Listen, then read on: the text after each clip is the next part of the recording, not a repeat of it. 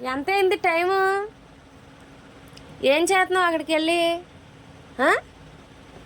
11:30 అయితే పడుకోవాలా? అట్లాగా ఆడతారా? ఏయ్, టైం ఎంత అయింది? ఎక్కడున్నావు నువ్వు? చెప్పు. రాయట్రా, పడుకుందిరా. రావాలి.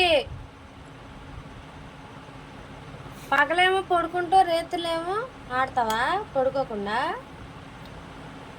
దువ్వేనందుకో తొందరగా.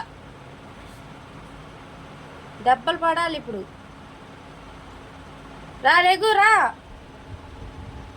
దా.